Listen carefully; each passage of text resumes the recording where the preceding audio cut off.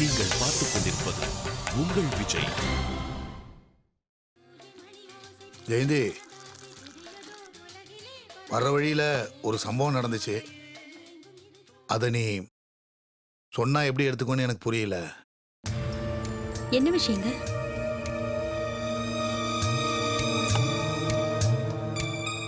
நான் சொல்ல போறது உனக்கு பிடிக்காது. ஏன்னா அவர் பேரை கேட்டாலே நீ வயலண்ட் ஆவ. சுத்தி விளைக்காம என்னன்னு சொல்லுங்க. நான் வர்ற வழியில மணிபாரதியை பார்த்தேன்.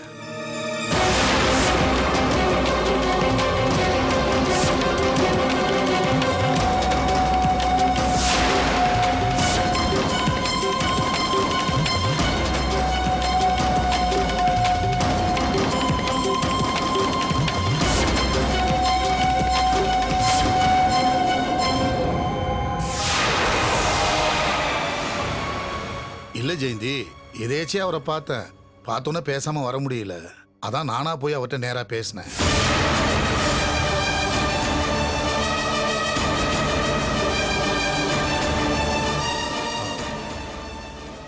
சொன்னோன்னு முகம் மாறிடுச்சு பாத்தியா? சும்மா சாதாரணமாக தான் அவர்கிட்ட பேசினேன்.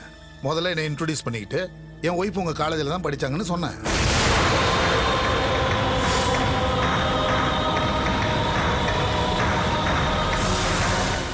அவரு என்னடானா காலேஜில் அவர் கூட படிச்சவங்க யாரும் ஞாபகத்தில் இல்லை, தொடர்பு இல்லைன்னு சொன்னாரு. நானும் எதுவும் கேட்டுக்கல. அவர் சொல்லிட்டு போயிட்டாரு.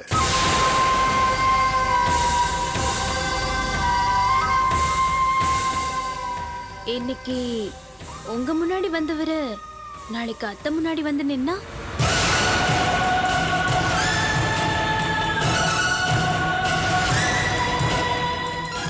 இல்ல, நான் எதுக்காக சொல்ல வந்தேன்னா, கல்கட்டாலேருந்து தமிழ்நாட்டுக்கு வந்தவரு வீட்டுக்குள்ளேயே அடைஞ்சு கிடப்பாரு.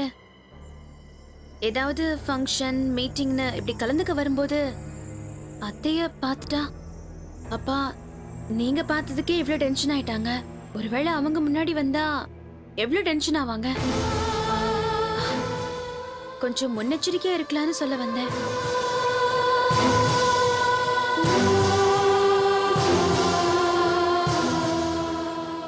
ஜெயந்தி, எதுக்காக நான் உங்ககிட்ட சொல்ல வந்தேன்னா, ஒருவேளை நான் பார்த்த மாதிரி நீயும்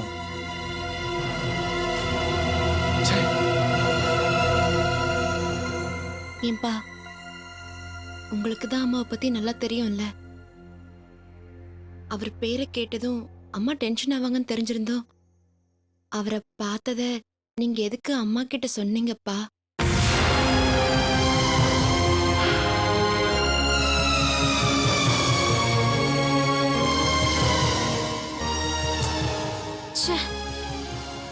சாப்பிடுற டைம்ல இந்த மணி பாரதி அதையும் கெடுத்துட்டான்.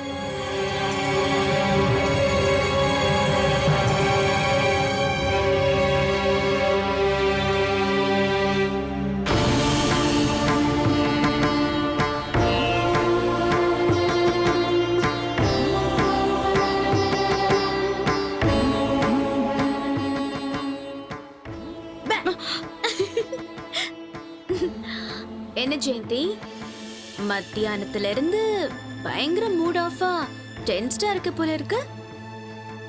ஏமா, உனக்கு உடம்புலயே ஒரு கிட்னி தான் இருக்கு.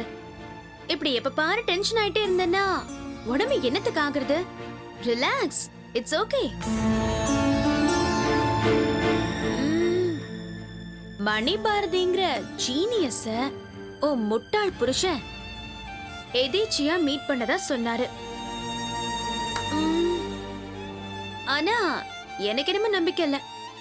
அந்த மீட்டிங்ல ஏதோ சூழ்ச்சி இருக்கும்னு எனக்கு டவுட்டா இருக்கு.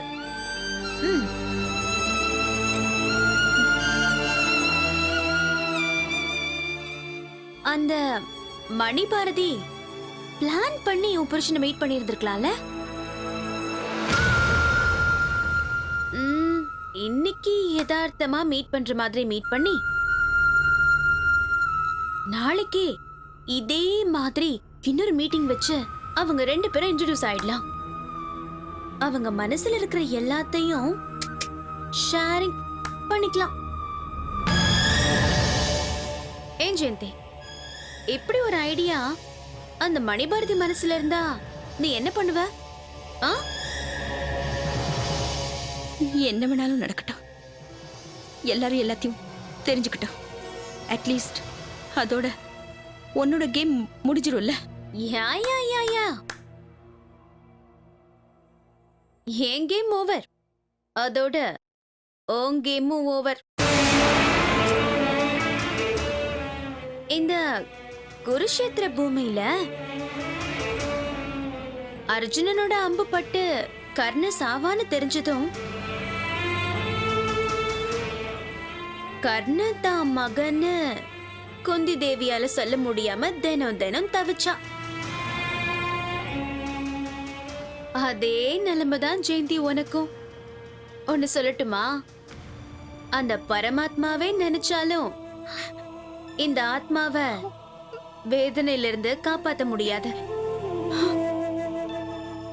இதெல்லாம் எனக்கு எப்படி தெரியும்னு யோசிக்கிறியா? இதே மாதிரிதான் இன்னொரு வீட்டை குளறுபடி பண்றப்ப கத்துக்கிட்டேன்.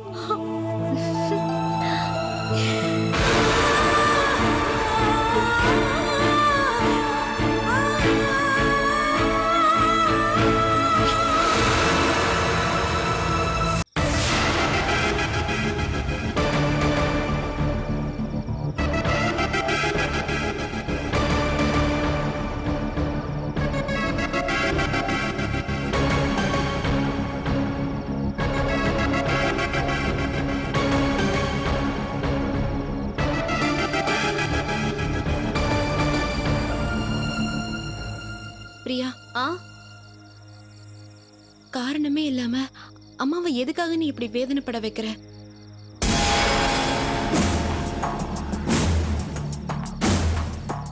காரணம் இல்லாம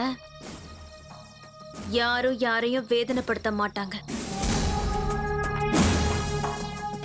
காரணம் இல்லாம யாரும் வேதனைய தாங்கிக்கிட்டு இருக்க மாட்டாங்க.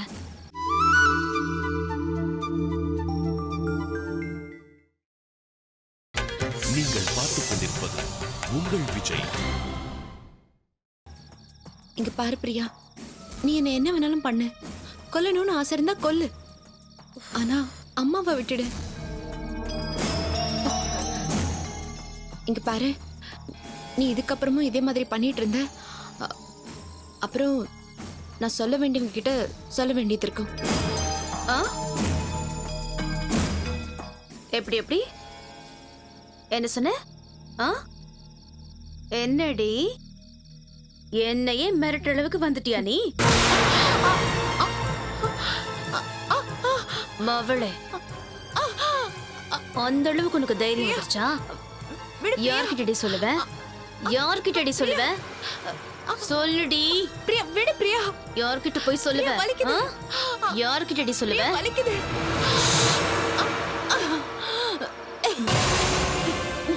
என்னமோ அம்மா அம்மா அம்மான்னு உருகிட்டு இருக்க. அவங்க என்ன உன்ன பெத்த அம்மாவா?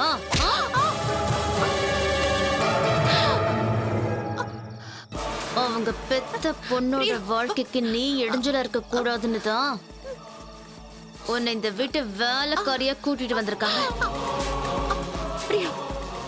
இதே வீட்டுல உன்னை அவங்க எந்த அளவுக்கு கொடுமை பண்ணிருக்காங்க அதெல்லாம் மறந்துட்டியா?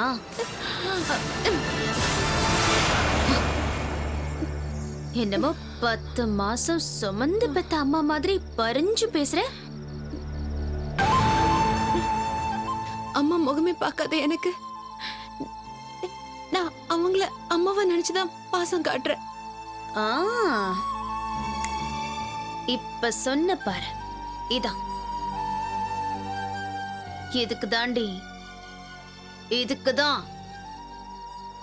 இங்க அடிச்சா அங்க வலிக்கும்ல, அதனால தாண்டி உன் உடம்ப நான் காயப்படுத்துறேன். இத பார், அவங்க எனக்கு பதில் சொல்ல வேண்டியது இருக்கு.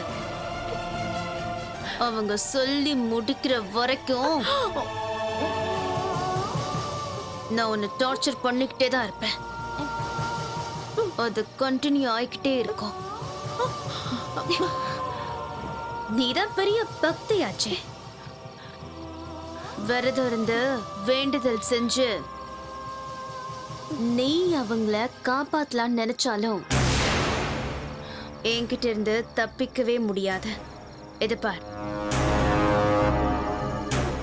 வந்த காரியம் முடிகிற வரைக்கும் நான் உங்க 2 பேரையும் நிம்மதியா தூங்க விடவே மாட்டேன்.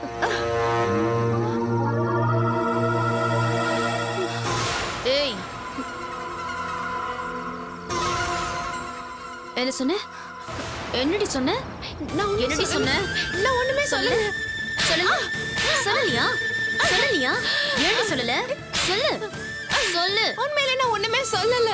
என்ன சொல்லுவ? ஆ?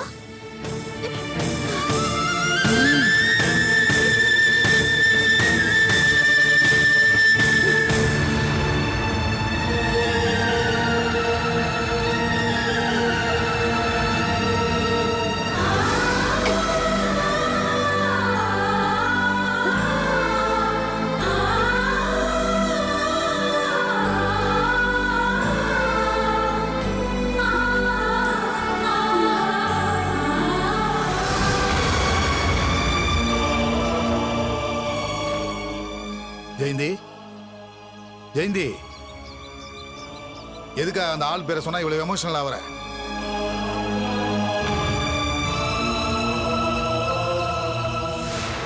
நான் இமோஷனல் ஆவேன்னு தெரிஞ்சும் எதுக்கு என்கிட்ட அந்த ஆளை பத்தி பேசுனீங்க?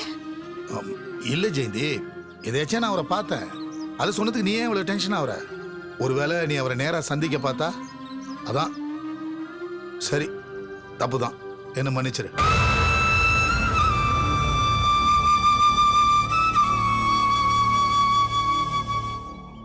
நான் தான் சாரி கேட்டுட்டேன்ல ஜெயந்தி, மறுபடியும் மூஞ்சி எப்படி வச்சிருந்தா எப்படி?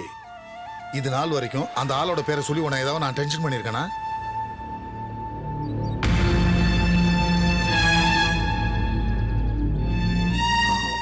இருந்தாலும் 3வது மனுஷன் பேரை சொல்லும்போது ஒரு பொண்டாட்டியோட முகம் மாறினா எந்த புருஷனுக்கும் சந்தேகம் வரத்தானே செய்யும்.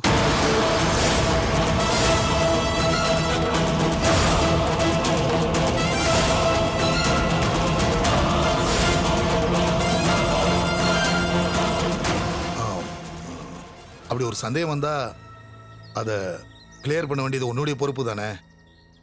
சரி, அந்த மணிபாரியை பத்தி உனக்கு என்னென்ன தெரியும் சொல்லு.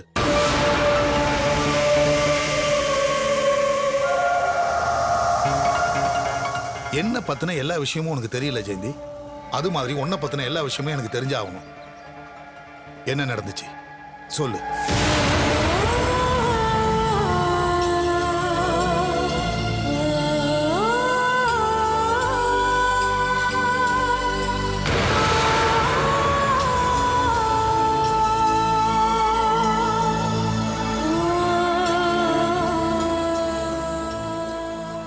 சொல்றேன், எல்லாத்தையும் சொல்றேன்.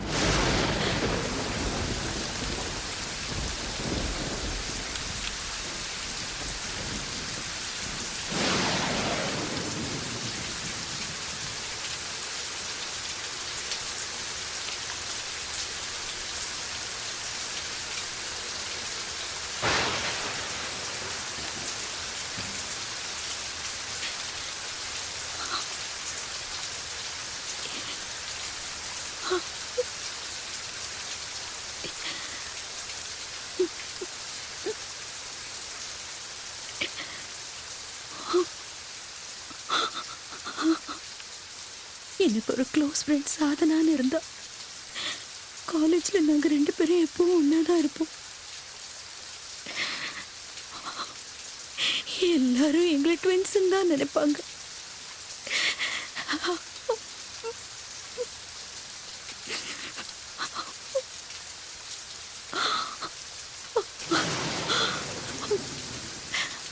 அவ ரொம்ப நல்லா கவிதை எழுதுவா. மணி பாரதி அவ எழுதின எல்லா கவிதைகளையும் ரசிச்சா.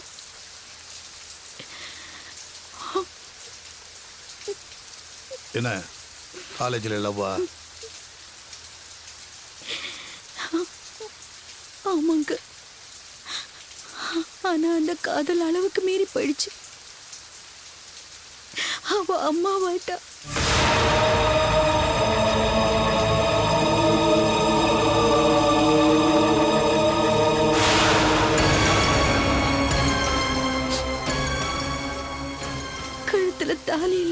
பொண்ணு அம்மாவாயிட்டா.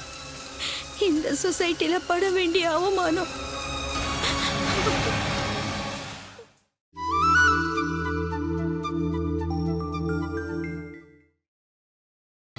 நீங்கள் பார்த்துக் கொண்டிருப்பது உங்கள் விஜய். எல்லாருமே அந்த பொண்ணை தானே குறை சொல்லுவாங்க. அதுக்கு காரணமா இருந்த ஆம்பளைக்கு எந்த பிரச்சனையும் கிடையாது.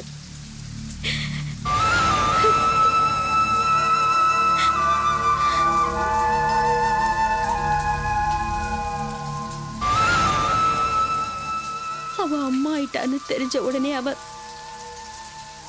விட்டுட்டு போயிட்டான். அன்னைக்கு அவளை விட்டுட்டு போன அந்த மணி பாரதி இன்னைக்கு புகழோட உச்சத்துல இருக்கான்.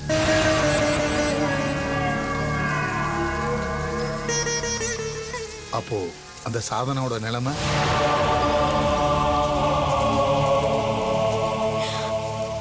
அந்த குழந்தைய பெத்தெடுத்தா அவ வாழ்க்கை இருண்டு போகும்னு தெரிஞ்சு அவ தற்கொலை பண்ணிக்கிட்டா, செத்துட்டா.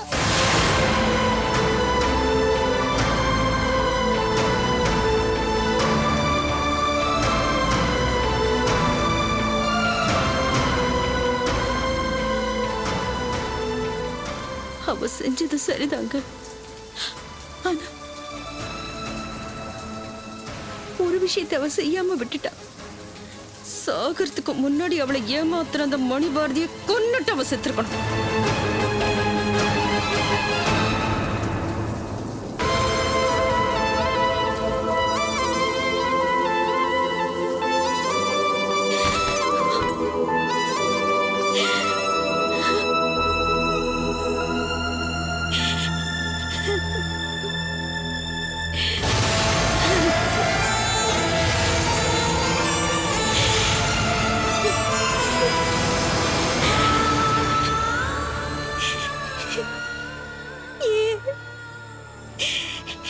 எதுக்கு இப்படி ஒரு வாழ்க்கை? அன்னைக்கு அந்த ஆளை கொலை பண்ணிட்டு நானும் தற்கொலை பண்ணிருக்கணும். ஏன் இப்படி ஒரு வாழ்க்கையை தேர்ந்தெடுத்த? எவ்வளவு நாள் இப்படி ஒரு பொய் வாழ்க்கை வாழறது?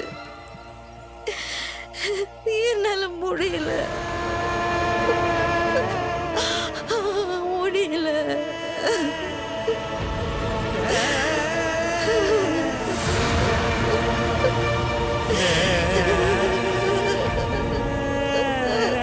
Ha ha ha ha!